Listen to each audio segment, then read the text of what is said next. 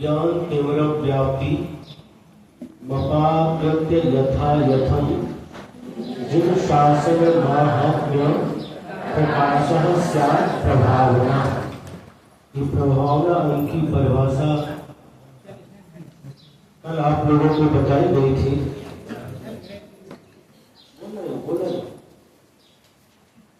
जब क्लास चालू होती है मौन रहना, समय से आना, समय से उठना रोज बताना पड़ता है।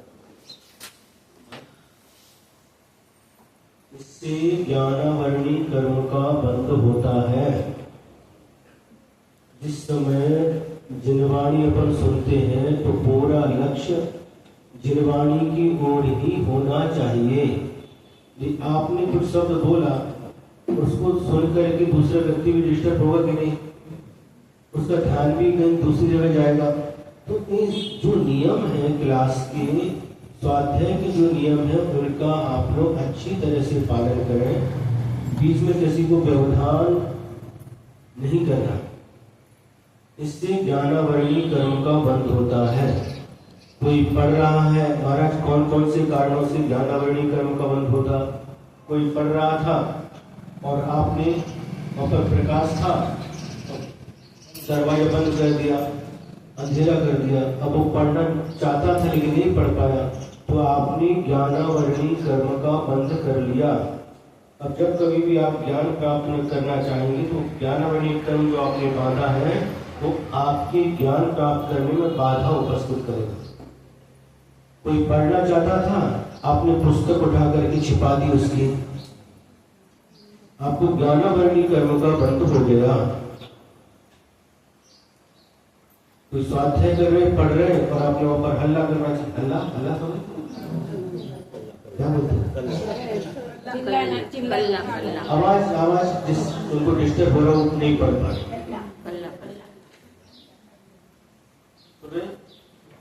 इन सब कारणों से ज्ञानावरणी कर्म का बंध होता है। कोई पढ़ रहा था, आपने बाद में मोबाइल चालू कर दिया, टीवी चालू कर दी, तो उनकी जो ज्ञान प्राप्त करना चाहता है और ज्ञान प्राप्त करने के लिए किसी भी प्रकार से विघ्न उपस्थित कर देना, वह नहीं चाहते हुए नहीं पढ़ पा रहा है, इससे ज्ञानावरणी कर्म का बंध होता है। आपने एक शब्द बोला और उस आपके सुन करके ध्यान आपकी तरफ गया, सबको डिस्टर्ब हो गया। समय से आओ, कितनी बार बताना, पहले आकर के बैठना, 5 मिनट पहले आकर के व्यवस्थित बैठ गए तो किसी को कोई बाधा नहीं होती। और उसी प्रकार से ज्ञानावरणी कर्म का क्षरोपसम कैसे बढ़ता है, तो दूसरे के ज्ञान प्राप्त करने में सहयोग देना। कोई पढ़ रहा है तो शांति से मौन रहना, उस समय कुछ बोलना नहीं, क्योंकि वो पढ़ रहे हैं, उनको पढ़ने दो, उनको डिस्टर्ब नहीं होना चाहिए। अंधेरा को वहां पर प्रकाश कर देना है, पुस्तक शास्त्र दान देना, ये सारे के सारे साधन जो है ज्ञान की वृद्धि के कारण है, और जो पहले बताए हुए ज्ञान की हानि के कारण है। आप क्या करना चाहो, ज्ञान की वृद्धि करना है। कई लोग कहते महाराज हम पढ़ते हैं लेकिन याद नहीं होता, पढ़ते तो हैं लेकिन ध्यान में नहीं रहता।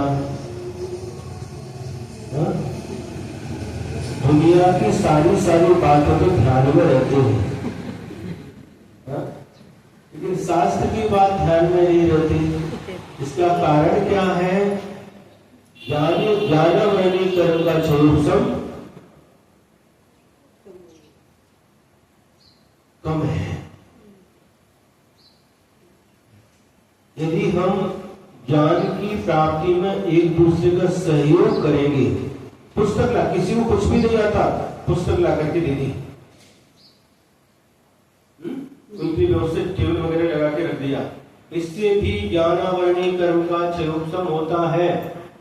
हम देखते थे कर्नाटक में गांव है जुगड़ सिरगुप्पी के पास में कागवा, वहां पर लगभग 12-15 दिन थे पूज्य नियम सागर महाराज जी के साथ में। तो वहां पर पहले अपनी क्लास चलती थी और उसके बाद में बड़े महाराज जी लेते थे, 6 डाला लेते थे वहां पर। तो एक लड़की थी और लड़की थोड़ी सी, उसको बोलना भी नहीं आता था और थोड़ी सी मंद बुद्धि थी, लेकिन हम आकर के देखते थे वह आकर के टाइम पर आधा घंटा पहले आएगी और सब टेबल वगैरह जमाएगी, चटाई जमाएगी और सबसे आगे आकर के बैठती थी। आगे आकर के बैठती थी और कोई किधर आया, उधर नहीं बैठना, इधर बैठना। जिनकी जो जगह है उस जगह, मतलब पुरुष की जगह पुरुष, महिला की जगह महिला, वृद्धि की जगह वृद्धि। तो प्रतिदिन का उसका काम था,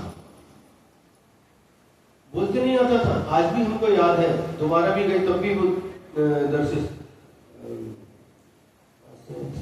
केरदार से होकर के आए थे, उगार वगैरह होकर के, कुर्ची उगार होकर के, तब भी वो आई, दर्शन करके निकल गए थे। तो देखो पहले जीवन में ज्ञानावरणी कर्म का क्षरोपसम नहीं हुआ, ज्ञान का साधन नहीं जुड़ा, लेकिन इस जीवन में भले ही वह मंद बुद्धि है ज्ञान का स्वरूप सब नहीं, सुनते भी नहीं आता, लेकिन ये कार्य जो कर रही है सब व्यवस्थित टेबल आधा घंटा पहले आती थी वो, और सबकी चटाई जमाना, सबके टेबल जमाना, और जाने के बाद वही उठा करके रखती थी।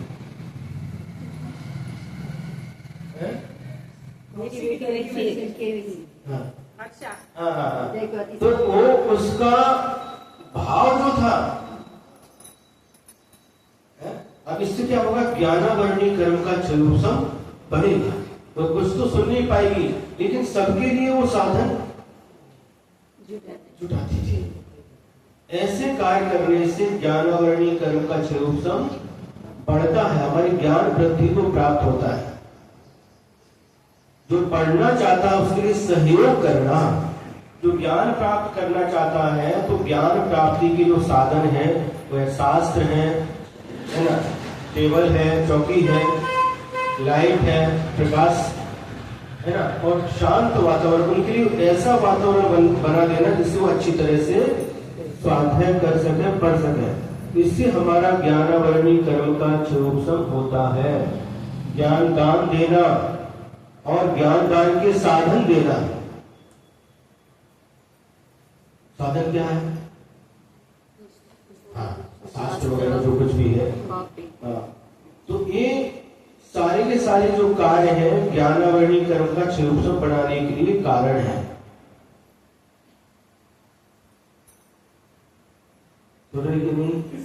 हाँ, इससे ज्ञानावरणी कर्म का चोपसम बढ़ता है।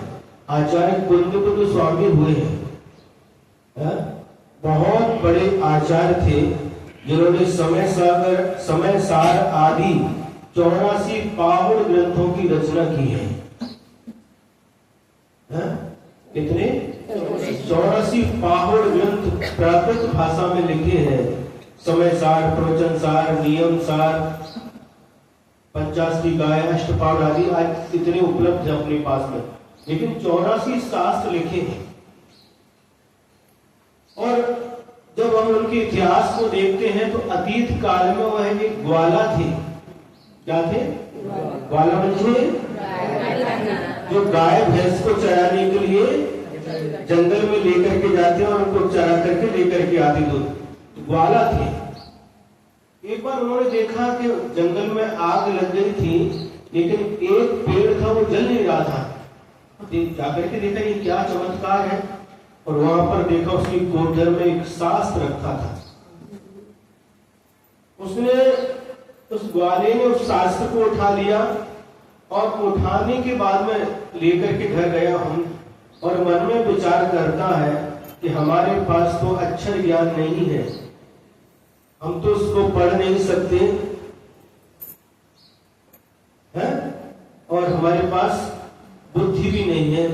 ऐसा विचार करके वह प्रतिदिन उसको नमस्कार करता था शास्त्र को। और एक बार एक दिगंबर साधु उनको मिल गए और उनको जाकर के वह शास्त्र उन्होंने भेंट कर दिया। दो कारण हो गए, एक तो नमस्कार करते थे, ज्ञान की विनय, ज्ञान की विनय, ज्ञान के साधन की विनय, और जो ज्ञानवान है उस आत्मा की विनय। क्या कहा? ज्ञान की विनय, ज्ञानी की विनय, और ज्ञान के साधनों की विनय। विनय करने से भी ज्ञान का चोपसम बढ़ता है। ये क्या है?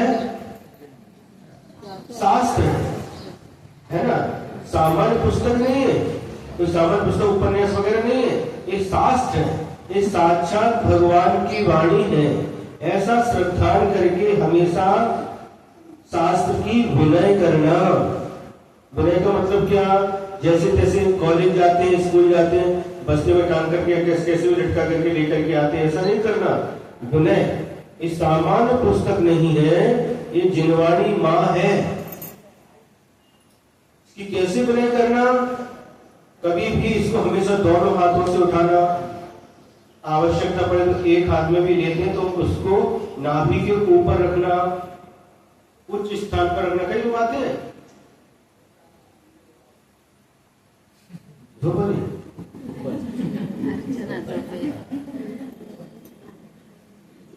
अब इसको क्या करते हैं?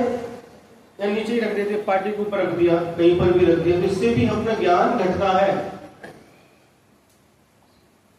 हमेशा विनय करना। कहां पर रखना?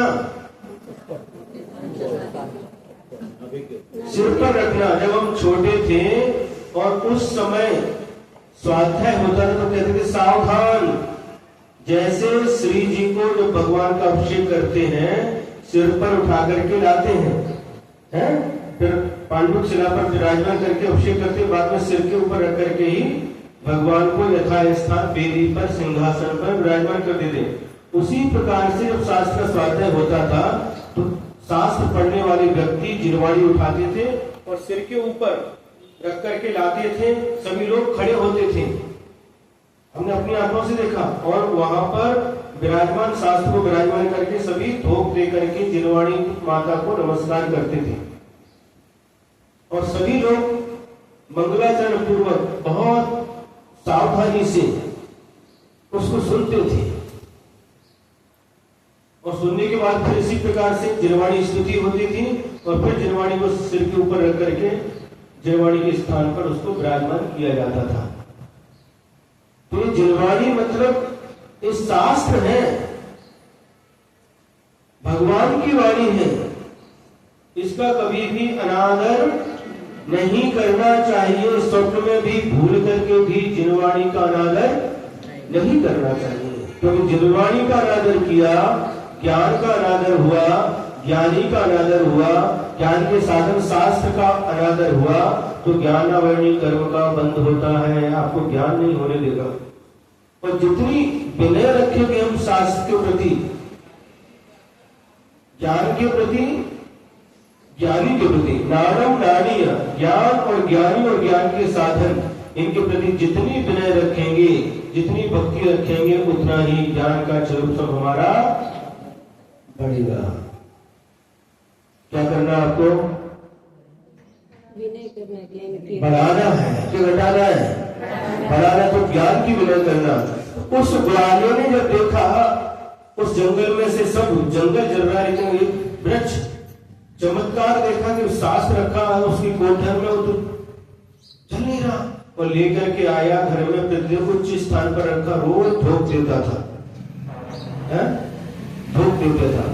उत्तर भारत में हमने देखा जैसे भगवान के पास जाकर के अर्घ्य चढ़ा करके भगवान की प्रदक्षिणा दे करके नमस्कार करते हैं, उसी प्रकार से जो जिरवाणी रहती थी वहां पर भी उदक चंदन बोल करके प्रथमानुयोग, कर्णानुयोग, तृणानुयोग, द्रव्यानुयोग, शास्त्रोक्त ब्रह्मानुयोग निरुपावती स्वाहा। वो तो तीर्थंकर की ध्वनि गणधर ने सुन अंग रचे चुन ज्ञान में, तो जिनवर वाणी शिव सुखदानी त्रिभुवन वाणी पूज अर्घ बोल करके अर्घ्य चढ़ाते थे, और नमस्कार धोख दे करके शास्त्र को भी नमस्कार करते थे। ये क्या है? ये ज्ञान की विनय। तो उस ग्वालों ने ऐसे ही किया, ज्ञान की विनय की और शास्त्र को नमस्कार करता था। जब साधु को देखा तो मेरे तो कोई काम का नहीं है, लेकिन साधु महाराज पढ़ेंगे तो दूसरों को इसके माध्यम से उपदेश देंगे, धर्म का प्रचार करेंगे, ऐसा मन में भाव करके वो एहसास ले जा करके दिगंबर साधु को भेंट कर दिया। परिणाम क्या हुआ? आगामी भव में, आगामी भविष्य में वह जीव आचार्य कुंद जैसे महान आचार्य के रूप में उनका जन्म हुआ, जिनको हम गौतम गणधर के बाद उनको हम याद करते हैं। मंगलम भगवान वीरो, मंगलम गौतम गणी, मंगलम कुंद कुंदार्थियो, जैन धर्मोष्ट मंगलम। महावीर भगवान, गणधर देव, और उसके बाद में कुंदकुंद स्वामी को हम लोग याद करते हैं। ऐसे महान आचार्य बने जिन्होंने आध्यात्मिक ग्रंथों की रचना की। कितने पाहुड़? 84 पाहुड़ ग्रंथों की रचना करके जिन शासन की प्रभावना की, और आज भी हम लोग उन शास्त्रों को पढ़ करके ज्ञान प्राप्त करते हैं, अपने अज्ञान का नाश करते हैं, और उसके माध्यम से जो जैन समाज में जो पढ़ते स्वाध्याय होता कुंद स्वामी के साहित्य का, उससे जो समाज में जागृति आई है, अध्यात्म समझ है, आत्मा क्या है, और कर्म क्या है, शाश्वत सुख क्या है, इंद्रिय सुख क्या है, आत्मा का स्वरूप क्या है, अध्यात्म क्या है, ये सारा का सारा ज्ञान उस साहित्य को पढ़ने से, कुंद स्वामी के शास्त्रों को पढ़ने से हमें ज्ञात होता है। इसलिए कभी भी हमें ज्ञान प्राप्ति के समय एकाग्र चित्त होकर के मात्र एक ही तरफ दृष्टि रखना, एक ही तरफ कान रखना, कोई ऐसी चेष्टा नहीं करना जिससे आजू बाजू वाले को अथवा और किसी को डिस्टर्ब हो। कितनी शांति समझ रहे आप? बिल्कुल, अभी इतनी शांति हो गई, एक सोनी गिरे तो उसकी भी आवाज आ जाए। ऐसी शांति हमेशा क्यों नहीं रखते? तो ऐसी शांति हमेशा रखो, शांति से मनोयोग पूर्वक सुनो। कान से तो सुनते ही, लेकिन मन से सुनो। मन से महाराज कैसे सुनते हैं? मन से सुनते तो ऐसा करते हैं, कान बंद कर रहे थे और मन से सुनते हैं। नहीं, सुनना तो कान से ही है, लेकिन मनोयोग पूर्वक मन को भी स्थिर करके सुनना है। तो मनोयोग पूर्वक मन को स्थिर करके सुनेंगे तो हम अच्छी तरह से उसको आत्मसात कर सकते हैं, ग्रहण कर सकते हैं, और वही ज्ञान हमारे लिए जो विनय पूर्वक सुना हुआ ज्ञान एक दिन हमारे लिए केवल ज्ञान के लिए भी कारण बन जाता है। शायद पूर्वाचार्य में लिखा है क्या कि जो ज्ञान विनय पूर्वक प्राप्त होता है वह ज्ञान एक दिन केवल ज्ञान को प्राप्त करने के लिए कारण बन जाता है। और जो ज्ञान कष्ट पूर्वक सहन किया जाता है, कष्ट सहन करके प्राप्त किया जाता है, वह स्थिर रहता है। और जो ज्ञान सुख सामग्री के साथ प्राप्त किया जाता है, इसी में बैठ करके बढ़िया कुर्सी टेबल पर बैठ करके पढ़ेंगे, कोई कष्ट नहीं होगा, तो ज्ञान ज्यादा समय तक टिकता नहीं है। सुना कि नहीं? जो ज्ञान सुख सामग्री के साथ प्राप्त किया जाता है वह ज्यादा समय तक टिकता नहीं है, और जो दुख के साथ, कष्ट के साथ जो ज्ञान प्राप्त किया जाता है वो अंत समय तक भी स्थिर रहता है। कैसे ज्ञान प्राप्त करना है? गर्मी का भी कष्ट होना चाहिए, ठंडी तो ठंडी का भी कष्ट होना चाहिए। इस शरीर तो ऐसा है कि हमेशा सुख सुविधाएं चाहता है, जितना भी मिले वो कम लगता है, लेकिन जितने हम कष्ट सहिष्णु बनेंगे, कष्ट सहन करने की क्षमता रखेंगे, तो वह ज्ञान कैसे होगा? उस समय जो ज्ञान प्राप्त किया जाएगा स्थिर रहेगा। आचार्य श्री गुरु महाराज जी थे, आचार्य ज्ञान सागर महाराज जी, उनका भी जीवन ऐसा ही था। बहुत गरीब परिस्थिति से गुजरे थे, लेकिन फिर भी उन्होंने जो मेहनत करके बनारस में ज्ञान प्राप्त किया, गमछे लेकर के बैठ जाते थे बेचने के लिए, जो कुछ मिलता था उससे अपना काम चलाते थे। अच्छी तरह से पूरी बासुंदी खाओ, फ्रिज में क्या है ऐसे में बैठ करके पढ़ो, क्या कहना स्थिर रहेगा है? इसलिए ज्ञान की प्राप्ति हमेशा कष्ट के साथ ही होना चाहिए। कष्ट के साथ। और यदि हम ऐसे ही करते रहेंगे, उसमें तो कितना कष्ट करके आते हैं, गर्मी में भी 2 किलोमीटर चल करके आते हैं, कष्ट के साथ ही ज्ञान प्राप्त होता है। पिछली बार भी हम देखते थे, वहां से मोती नगर से चल करके आते हैं, क्या है ज्ञान के प्रति रुचि है कि नहीं? और कष्ट होता कि नहीं चल करके आने में? शिखर जी गए मान लो, और सीधा विमान वहीं पर पारसनाथ टॉप पर उतार दिया, और एक व्यक्ति पैदल चल करके जाता है, किसको पुण्य ज्यादा मिलेगा? पैदल चलने वाले को। क्यों? कष्ट के साथ उसकी जो भावना है उसके साथ जो भावना जुड़ी हुई है। हम सम्मेद शिविर की यात्रा के लिए आए, चल करके बिना खाए पिए और पैदल बिना चप्पल के चल करके जाते हैं। उस समय फिर भगवान के दर्शन होते हैं, भगवान के चरणों के दर्शन होते हैं। उस समय जो आनंद आता है वह अद्भुत होता है। और खा पी करके गए, इधर खाना उधर पानी पीना, इधर भी लेना, ये खाते पीते गए, क्या उसका आनंद आएगा? जो वस्तु कष्ट के साथ प्राप्त होती है उसकी कीमत बहुत होती है। क्या कहा? जो वस्तु सहजता में प्राप्त हो जाती है उसकी कीमत नहीं होती। बहुत प्रतीक्षा के बाद, बहुत परिश्रम के बाद जो वस्तु मिलती है उसकी कीमत वही व्यक्ति समझ सकता है। कामदार के घर में जिसका जन्म होगा वो पैसे की कीमत नहीं समझेगा। वाल्मीकि घर में जिसका जन्म होगा वो पैसे की कीमत नहीं समझेगा, उसको जन्म से देखा है। लेकिन जो कष्ट से करता है उसको उसकी कीमत समझ में आती है। कोई भी चीज हो, शादी हो गई, 1-2 साल में बच्चा हो गया तो बच्चे की कीमत नहीं, प्रतीक्षा के बाद फिर संतान की उत्पत्ति होगी तो व्यक्ति उसकी कीमत समझेगा। समझ आ रहा ना? हर चीज के लिए, कोई भी चीज हो जो सहजता से प्राप्त होती है उसकी कीमत नहीं होती। इतनी लोग व्यक्ति कीमत नहीं समझते। और जो वस्तु जितनी कठिनाई से प्राप्त होती है उसकी कीमत वह व्यक्ति समझता है। उसी प्रकार से महाराज जी हैं, महाराज जी आ गए सहजता से आगे तो अलग है। वो बहुत साल के बाद आए हैं। कितने साल के बाद आए हैं? 10 साल के बाद आ गए। और पूरी चातुर्मास मिल गया, कहाँ जा रही थी और कहाँ लौट करके आ गए।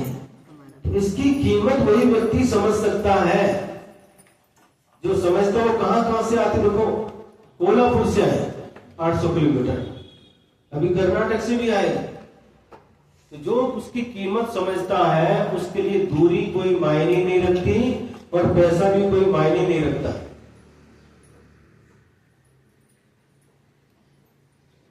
इसलिए हमें यह मनुष्य पर्याय भी बहुत दुर्लभता से प्राप्त हुई है।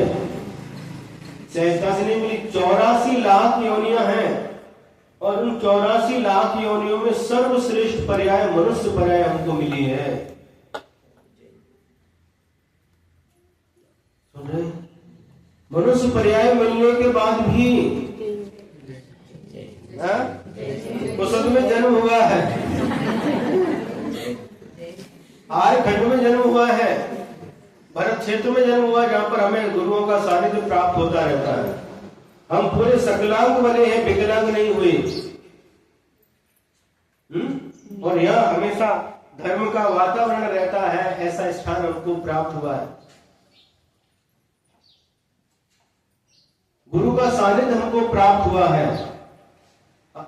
मनुष्य तो बन गए, सकलांग भी बने, धनवान भी बने और अमेरिका में जन्म ले लिया, रूस में जन्म, क्या उपयोग वहां का? सिर्फ जो पुण्य कमाया था वो वापस पाप में पाप मानते रहते, कोई उपयोग नहीं। यहां पर हमारा जन्म हुआ है, कर्म भूमि में जन्म हुआ है और सच्चे देव शास्त्र गुरु का हमें सानिध्य प्राप्त हुआ है।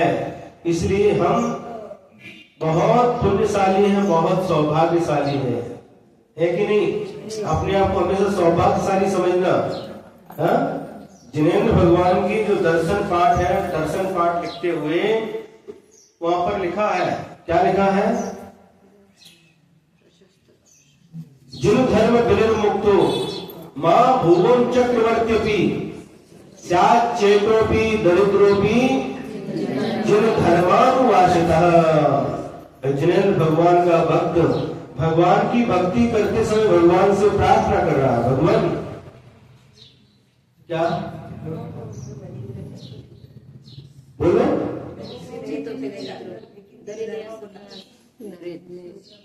पहली बार बोलो।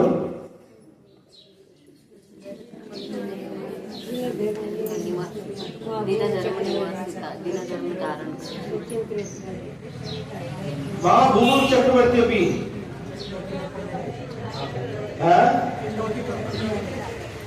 जिन धर्म विनिर् मुक्तो, जैन धर्म छोड़ करके मुझे चक्रवर्ती की विभूति नहीं चाहिए। देखो क्या भावना भाई उसमें। आप लोग दर्शन पाठ तो पढ़ते हो, पूजन भी करते हो, एक थाली में से दूसरी थाली में चढ़ा देते हो और घर को चले जाते हो। उसका अर्थ भी समझना चाहिए। क्या अर्थ है इसका? जिन धर्म विनिर् मुक्तो, हे भगवान जैन धर्म को छोड़ करके मुझे महाभुवन चक्रवर्ती भी, मुझे चक्रवर्ती नहीं बनना, चक्रवर्ती की विभूति नहीं चाहिए। कितनी विभूति होती चक्रवर्ती की पता है? 6 खंड का अधिपति। 6 खंड मतलब क्या? 6 खंड का अधिपति। 32,000 राजा उसकी आज्ञा का पालन करते। कितने? 32 नहीं, मुंह में दांत कितने हैं? मुंह में दांत कितने होते हैं? 32 दांत है। लेकिन वहां पर 32 राजा नहीं है, 32,000 राजा जिनके चरणों में हमेशा नतमस्तक रहते, उनकी आज्ञा का पालन करते हैं, चक्रवर्ती की आज्ञा का। कौन? 32,000 मुकुटबद्ध राजा, बड़े बड़े राजा भी उनकी आज्ञा का पालन करते हैं। और 9 निधि, 14 रत्न,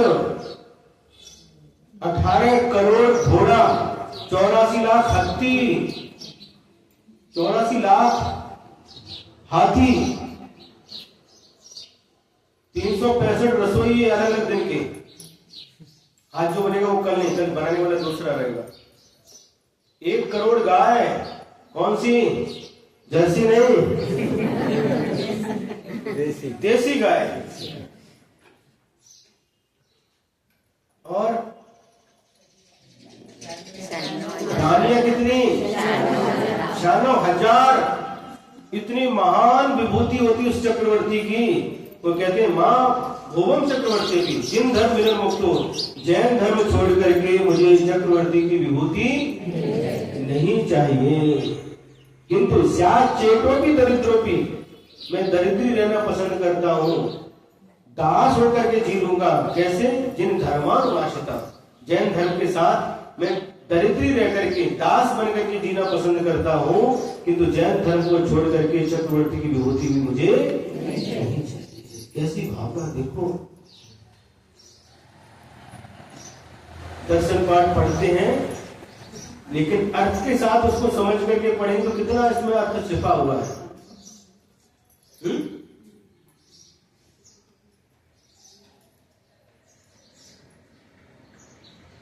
इसलिए हमें हमेशा ज्ञान प्राप्ति के प्रति उत्साह रहना चाहिए। ज्ञान कई प्रकार का होता है। एक ज्ञान हमें संसार में ले जाता, संसार में भटकाता है, और एक ज्ञान हमें संसार से निकाल करके सच्चे सुख को प्राप्त कराता है। तो संसार में भटकाने वाला ज्ञान तो दुर्लभ नहीं है, हर प्राणी के पास, हर जीव के पास में है।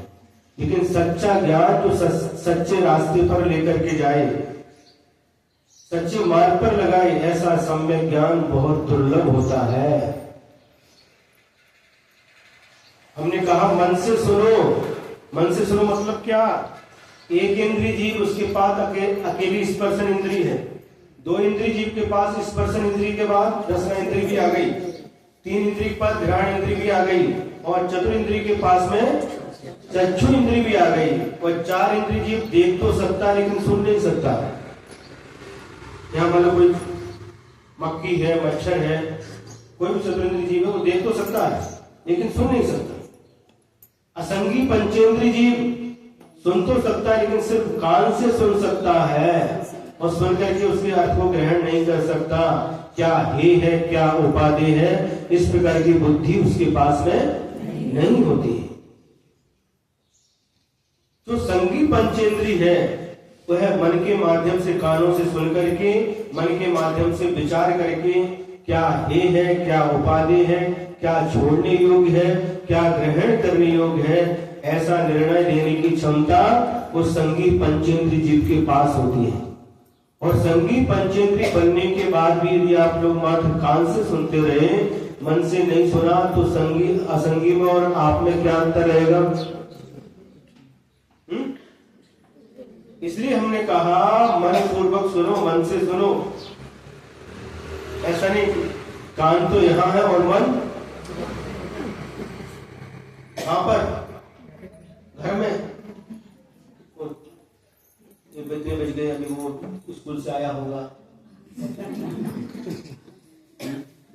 ये काम बाकी वो काम उधर गया। ऐसा नहीं, मन को भी यहीं पर, कान भी यहाँ पर रहे और मन भी यहाँ पर रहे, तो मनोयोग पूर्वक आप अच्छी तरह से सुन सकते हैं और सुन करके ग्रहण कर सकते हैं। हे उपाधि का जब तक ज्ञान नहीं होगा तब तक जो हे है उनको आप छोड़ नहीं पाओगे और जो उपाधि उनको ग्रहण नहीं कर सकोगे।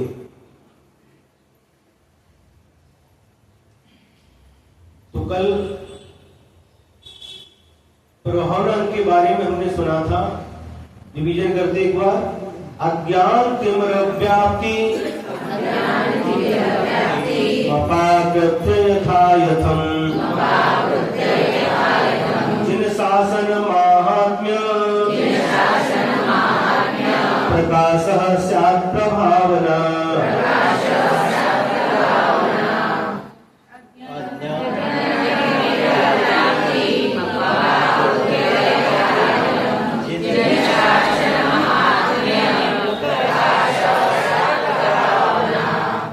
अज्ञान रूपी अंधकार छाया हुआ है। कहां पर? आत्मा के अंदर अनादिकाल से अज्ञान रूपी अंधकार छाया हुआ है और उसको क्या करना? अपाकृत्य, अज्ञान रूपी अंधकार को दूर करके जिन शासन महात्म्य, जिन शासन की महिमा को प्रकट करना, इसको प्रभावना कहा जाता है। कैसे? अपनी शक्ति के अनुसार, जिसका जितनी शक्ति है उस शक्ति के अनुसार अज्ञान रूपी अंधकार को दूर करके जिन शासन की महिमा को प्रकट करना, इसका नाम प्रभावना है। कल हमने ये बात बताई थी कि यह प्रभावना जो होती है वह श्रवण के द्वारा भी होती है और श्रावक के द्वारा भी होती है। श्रवण के द्वारा ज्ञान के माध्यम से प्रभावना होती है, तप के माध्यम से प्रभावना होती है, चर्या के माध्यम से प्रभावना होती है। लेकिन श्रावक जिन पूजा, विधान, दान इत्यादि के माध्यम से भी श्रावक जिन धर्म की प्रभावना करता है, उसमें सहयोग देता है। दोनों है। एक रथ है, रथ में कितने बैल रहते हैं?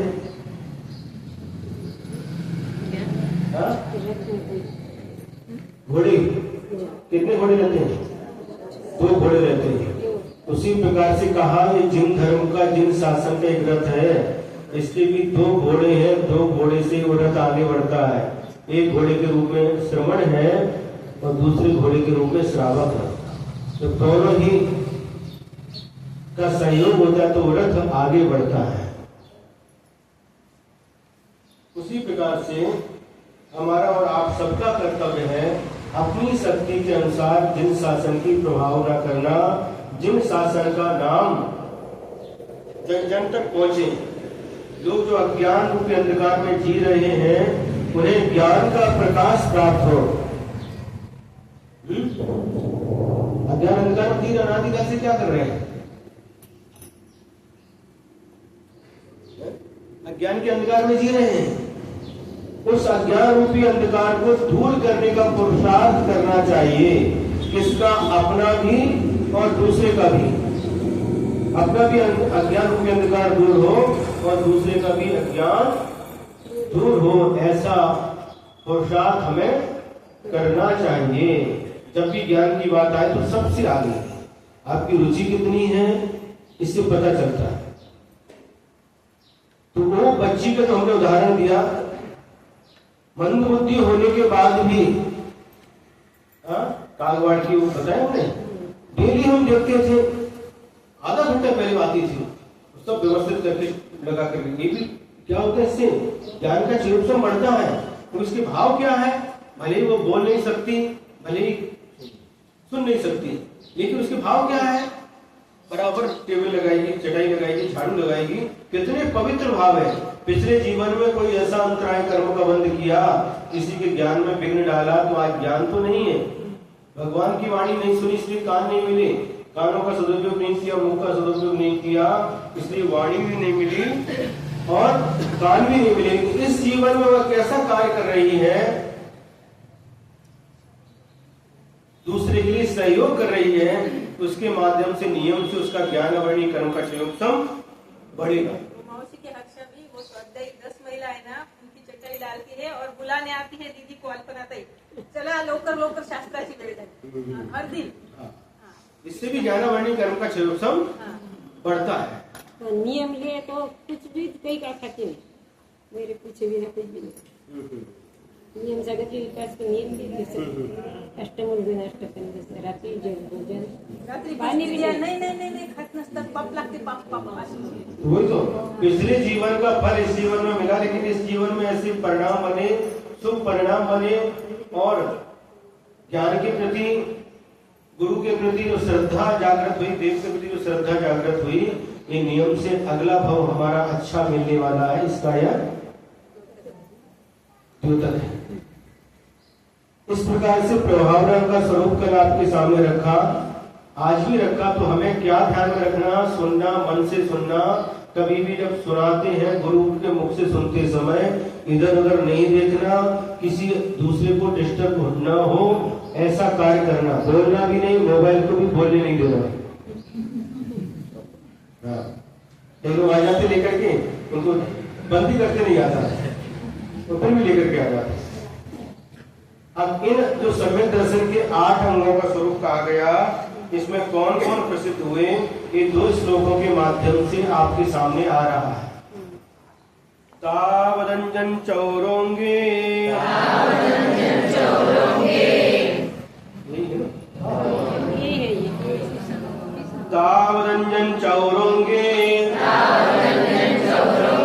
ततोऽनन्तमतिः स्मृता उद्दायनस्तृतीयेऽपि तुल्ये रेवती मता ततो जनेन्द्र भक्तोऽन्यो वारिसेनस्ततः परः विष्णुश्च वज्रनामा च शेषयोर्लक्षतां गतौ तावदंजन चौरोंगे ततोऽनन्तमतिः स्मृता उद्दायनस्तृतीयेऽपि तुल्ये रेवती मता ततो जनेन्द्र भक्तोऽन्यो वारिसेनस्ततः परः विष्णुश्च वज्रनामा च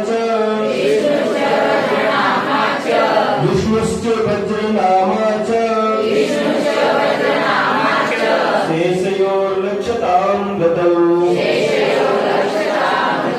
बोलो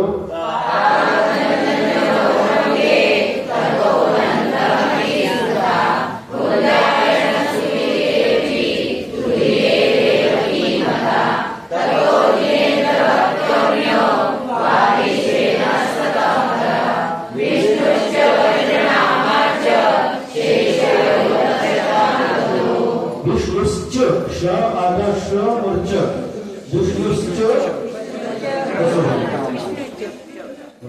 अंग में जो सम्यक दर्शन का पहला अंग कौन सा है?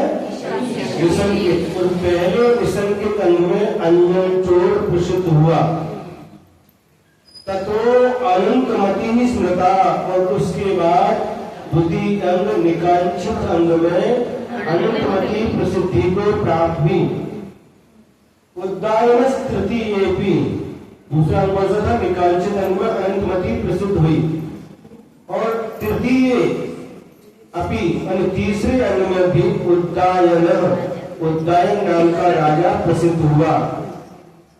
तुरीय रेवती मता, तुरी माने चतुर्थ अंग में यानी अमूल दृष्टि अंग में रेवती रानी प्रसिद्ध हुई। ततो इसके बाद में उपभुवन अंग में, पंचम उपभुवन अंग में उसमें जिनेन्द्र भक्त प्रसिद्ध हुआ अन्य। और उसके बाद में वारिसेन तथा पर उसके बाद में स्थितिकरण अंग में वारिसेन नाम के मुनि महाराज प्रसिद्ध हुए।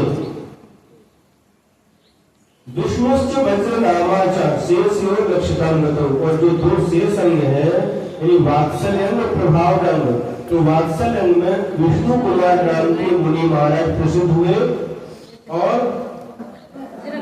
प्रभाव अंग में वज्र नाम के मुनि महाराज प्रसिद्धि को प्राप्त हुए हैं। फिर एक बार प्रथम निशंकित अंग में अंजनचोर, निकांचित अंग में अनंतमती, निर्वचिकित्सा अंग में उद्दायन राजा और अमृत दृष्टि नाम के चौथे अंग में रेवती रानी और पांचवें उपभुवन अंग में जिनेन्द्र भक्त नाम का कोई सेठ था शायद है ना। और इसके बाद में स्थितिकरण अंग में वारिसेन मुनि महाराज, वात्सल्य अंग में विष्णु कुमार मुनि महाराज और प्रभाव अंग में वज्र कुमार मुनि महाराज प्रसिद्धि को प्राप्त हुए।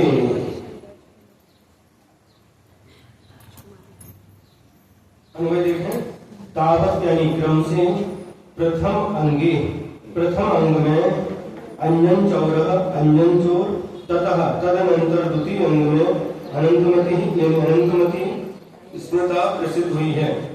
तृतीय अंग में उद्दायन नाम का राजा, तुरीय चतुर्थ अंग में रेवती रानी मता प्रसिद्ध हुई है। अन्वयार्थ। फिर इसके बाद जो 20वें नंबर का श्लोक है, ततः माने इसके बाद पंचम अंग में जिनेन्द्र भक्त नाम का सेठ, अन्य 66वें अंग में वारिसेन नामक राजकुमार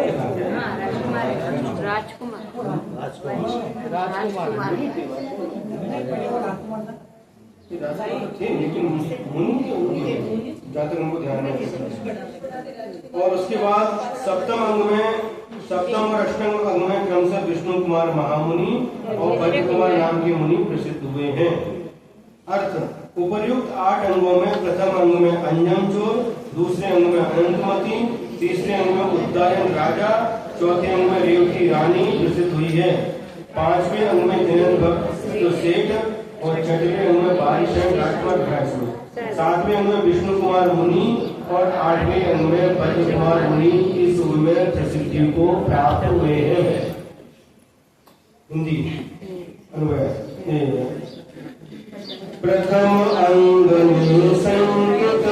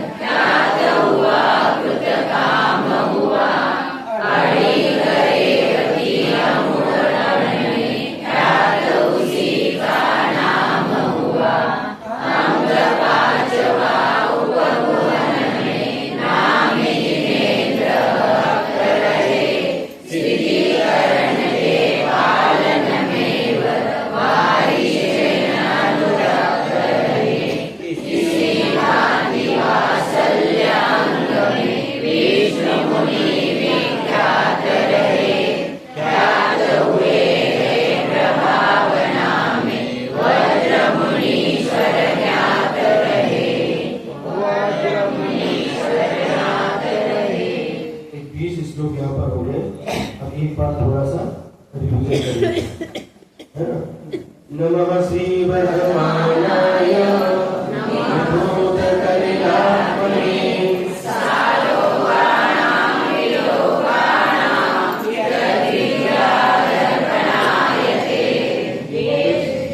ये मंगलाचरण उठकर भगवान को नमस्कार किया है।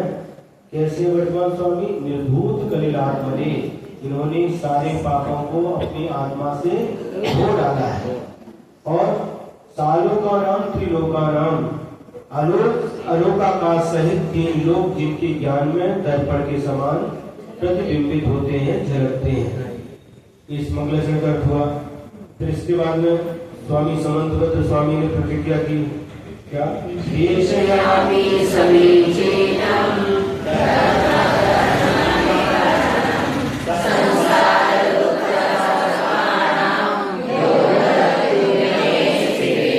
क्या कहा? धर्मम बोलना है या धर्म बोलना? धर्मम बोलना, क्योंकि यहाँ पर धर्म को कर्म बनाया। धर्म माने धर्म को, धर्म प्रथमा का एक वचन और धर्मम द्वितीया का एक वचन। माने मैं उस समीचीन धर्म को कहता हूँ। कैसा वह धर्म? कर्म निवर्हणम, कर्मों का नाश करने वाला है। और संसार दुखता सत्वान, सत्वान प्राणियों को संसार के दुखों से निकाल करके यह मनुष्य जो उत्तम सुखी धरती, उत्तम सुख में पहुंचाता है, उत्तम सुख को प्राप्त कराता है, ऐसे धर्म को मैं कहता हूँ। अब आगे कहा धर्म की परिभाषा बताई और संसार का मार्ग बताया।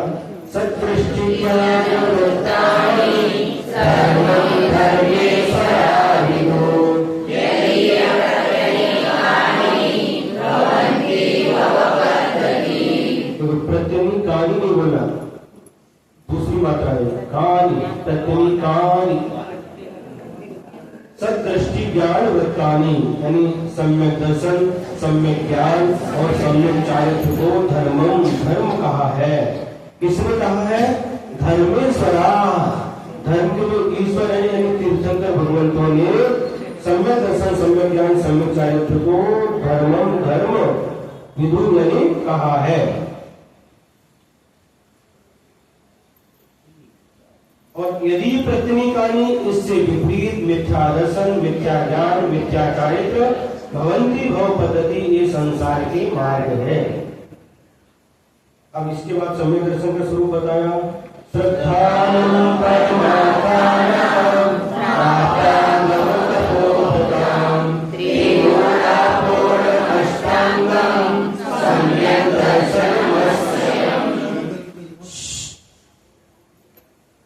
परमार्थ नाम, जो परमार्थ भूत आत्म आगम और तपोबल,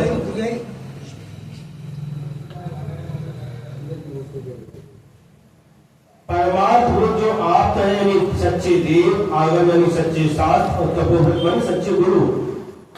ऐसे परमार्थ भूत देव शास्त्र गुरु के ऊपर श्रद्धान करना। कैसे? त्रिमूढ़ अपोढ़, 3 मूर्ताओं को छोड़ करके अष्टांगम 8 अंग के साथ और अस्वयं 8 मद को छोड़ करके इनका श्रद्धान करना। क्या? 3 मूर्ता 8 मद को छोड़ करके और 8 अंगों के साथ सच्चे देव शास्त्र गुरु का श्रद्धान करना, ये सम्यक दर्शन कहलाता है। अब सच्चे देव कौन से हैं? तो आगे बताया। आपने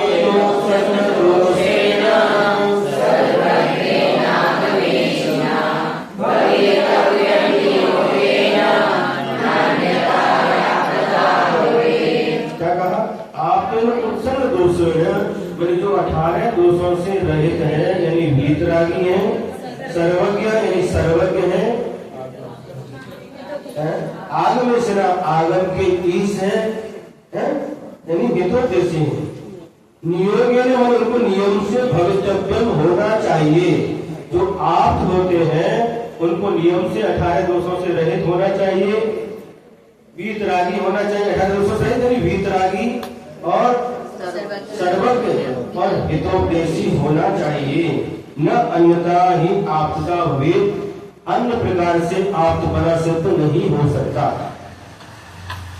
अब वीतराग का लक्षण बताया।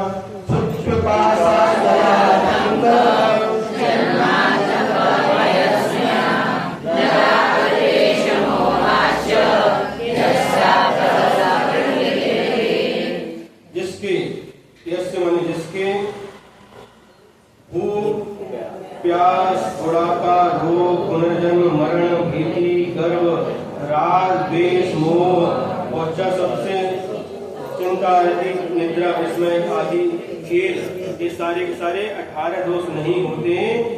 सह आपदा वह आप प्रकीर्त्यते नहीं कहा जाता है। जो 18 दोषों से रहित है वही आप कहलाता है। आपके पर्यायवाची नाम भी बताएं। परमेष्टि परम ज्योति विरागो विमलाकृति सर्वज्ञानादि मध्यम सर्वशास्त्रोपलालिके। आप उनको परमेष्टि कहो, परम ज्योति कहो, विराग कहो, विमल कहो, कृत कहो, सर्वज्ञ कहो, आदि मध्य अंत से रहित कहो, सार्वभौम सभी के हितकर्ता कहो, शास्त्रायनी हितोपदेशी कहो, ये सारे के सारे सच्चे देव के नाम कहलाते हैं। अनात्मार्थम विना रागे शास्त्रा शास्त्री सतोहितम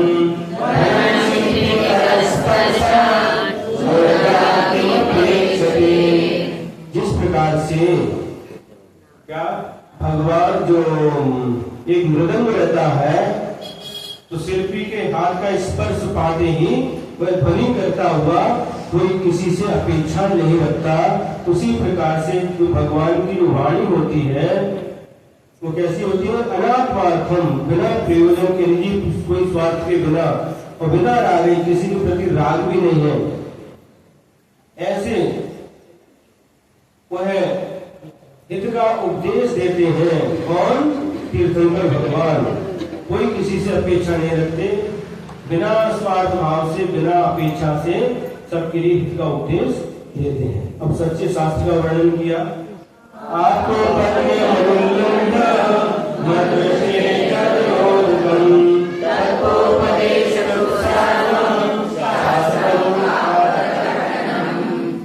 तो शास्त्र कैसा होना चाहिए? सच्चे शास्त्र में स्वरूप बताया जो आपको पक्यम, यानी आप तो भगवान के द्वारा कहा हुआ हो, अनुलंघ्यम, कोई उसका खंडन नहीं कर सके, अदृष्टेश विरोधकम, यानी प्रत्यक्ष और अनुमान आदि परोक्ष प्रमाणों से वो बाधा को प्राप्त न हो, और तत्वोपदेशकृत प्रयोजनभूत तत्व है उनका कथन करने वाला हो, सार्वम, सबका कल्याण करने वाला हो, और का पथ भक्तम, मिथ्या मार्ग का खंडन करने वाला हो, मिथ्या मार्ग का नाश करने वाला हो, उसको सच्चा शास्त्र कहते हैं। सच्चे गुरु किसे कहते हैं?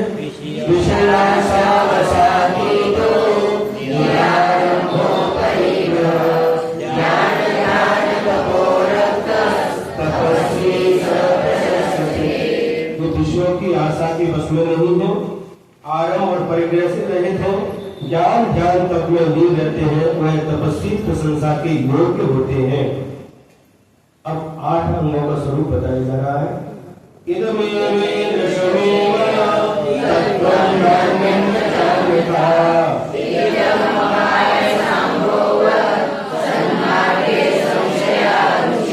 जो देव शास्त्र गुरु आप आगम और तपोव्रत का जो स्वरूप बताया गया है वह तत्व यह ही है, ऐसा ही है, अन्य नहीं है और अन्य प्रकार का नहीं है।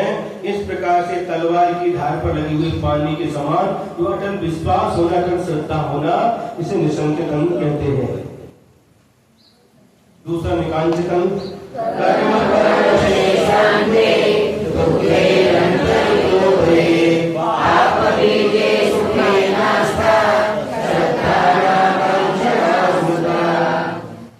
जो संसारिक सुख है वह कर्मों के वशीभूत है, कर्मों के अधीन है, अंत सहित है, दुखों से मिश्रित है और पाप का बीज है। ऐसे सुख में अनास्था, यह अनित है, इस प्रकार का विश्वास होना और किसी सांसारिक सुख की वांछा नहीं करना, ये निकांक्षित अंग कहलाता है। स्वभाव को सुचलताए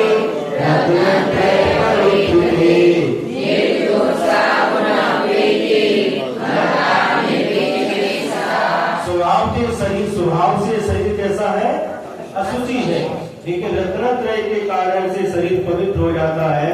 ऐसे रत्नत्रयधारी मुनि के मलिन शरीर को देख करके घृणा नहीं करना, ग्लानि नहीं करना, इसे निर्विचिकित्सा अंग कहा गया है। तापते पति दुःखानां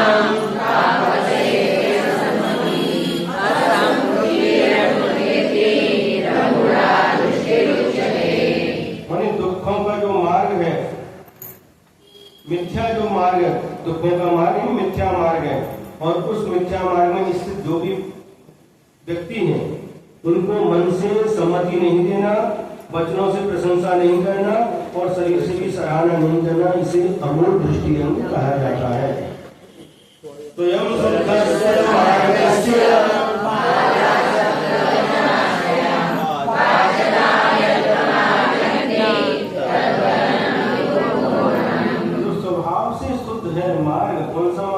मोक्ष मार्ग, उसको पाल यानी अज्ञानी, असक्त यानी असमर्थ व्यक्तियों के आश्रय से यदि मार्ग की निंदा होती है तो उसको प्रमाण, उसको दूर करना, उसको छिपाना, इसका नाम उपरोहन अंग है।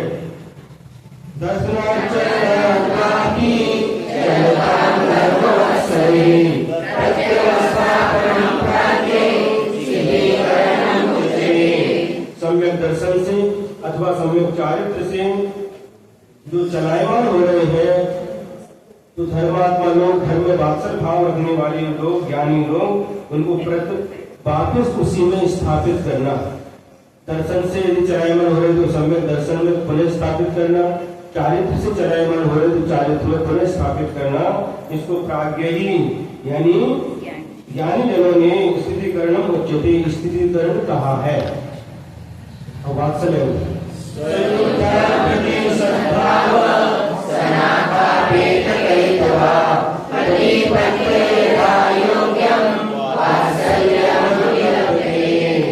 अपने यूथ समूह के प्रति सद्भाव रखना, सरलता रखना, सरलता के साथ, सद्भावना के साथ, और अपेत करित्व यानी मायाचारी छल कपट को छोड़ करके यथा योग्यम प्रतिपत्ति ही, यथा योग्य उनके आदर सम्मान करना, उसको वात्सल्यम अभिनपति, वात्सल्य कहा जाता है।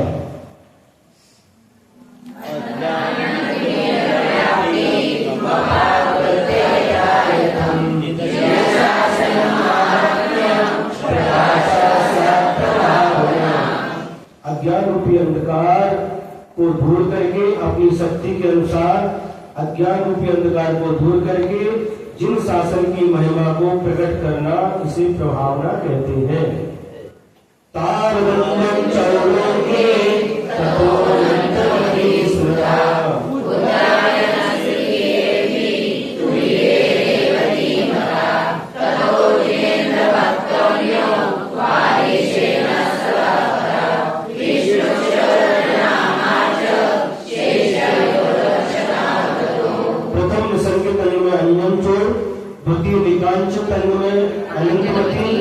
तीसरे निर्विचिकित्सा में उद्दायक राजा, चौथे अमर दृष्टि में रेवती रानी, पांचवें उपगोर में जलेंद्र भट्ट सेठ, और छठवें स्थितिकरण में बालसेन, और सातवें वात्सल में विष्णु कुमार मुनि महाराज, और आठवें प्रभाव में भक्त कुमार मुनि महाराज प्रसिद्धि को प्राप्त हुए। इस प्रकार से बहुत संक्षेप में, शॉर्ट में 20 श्लोकों का डिवीजन।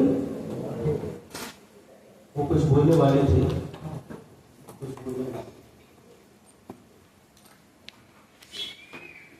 बोलो आचार्य श्री विद्यासागर जी महामुनी सांगानेर संस्थानवरून परमपूज्य सुधासागरजी महाराजांच्या प्रेरणेतून आपण लिहायचा कोणाला नको वाटते, परीक्षा द्यायची, स्वाध्याय करायचा पण लिहायचं जमत नाही, अशा श्रावकांसाठी एक प्रतियोगिता चालवली जाते सांगानेरवर, आणि त्याच्यात 100 रुपये महिना वगैरे भरून तुम्ही ती प्रतियोगितेला बसू, आणि जे भरू शकत नसेल त्यांना कळवलं तर ते पण पैसे तुम्हाला माफ करतात। तर आपण